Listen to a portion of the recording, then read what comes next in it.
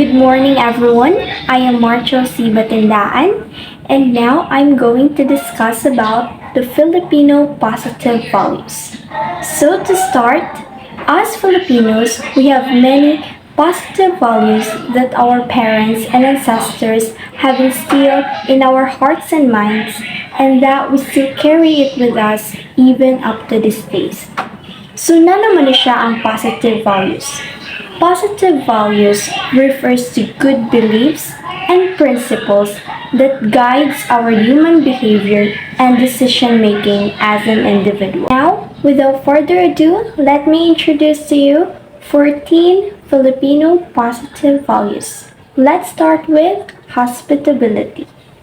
In other words, hospitality means being friendly or welcoming. So kita ko ng mga Filipinos are friendly and welcoming, especially towards the guests that will come to our house.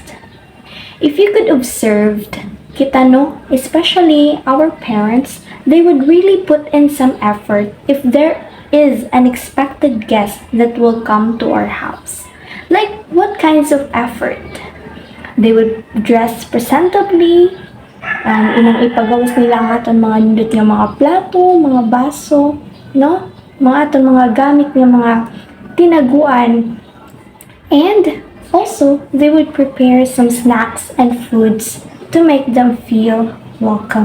Pero, ang aton pagka-hospitable as Filipinos, kay wala lang na siya nag-focus or nag-end toward the guests that will come to our houses. But, of course, aton po mapakita ang aton pagka-hospitable towards the foreigners and mga tourists na mo visit sa aton country. So, the way na i-welcome natin sila, like welcome in the Philippines, and the way na aton sila i-treat, like, ipa-feel natin nga at home sila, makes them want to go back more here in our country. So, that's it for hospitality. And now, let's move on to the second, which is the helpful to others or bayanihan. Bayanihan is an act of helping each other as one to achieve a common goal. So, sa sayo nga pagkasulti, bayanihan requires unity or pagtinabangay.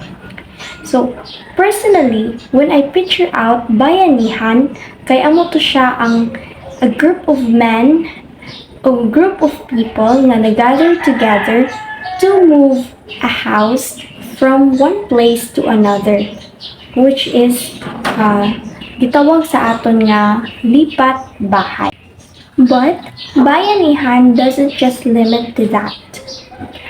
There are some instances or mga normal situations sa aton life or sa aton community that requires bayanihan.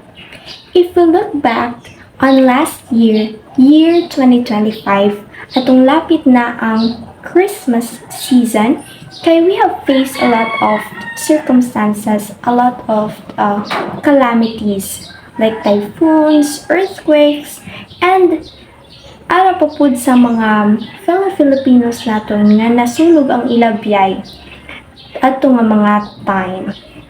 But despite of this negative situation, kay ang pinaka-remarkable is the bayanihan. In what way? Of course, there are donations, no? There are donations na in many online platforms we are encouraged to donate, no?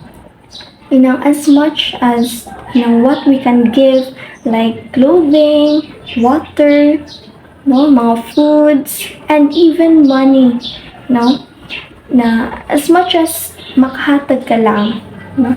But bayanihan, kay ang essence ng bayanihan is wala lang makita towards to the people that donated something, but also to those people na nag-volunteer gayud sa ila selves na mukadto gayud to those places na affected, to those people, no, na sila gud mismo ang mahatag sang tabang mo distribute some goods to the needy. Bayanihan is very important Kay through sini kay maka-create kita og rapport and connection towards other people. Of course, through volunteering yourself in bayanihan or sa mga programs nga nag-require sang bayanihan kay makig-interact man ka towards your fellow Filipino citizens.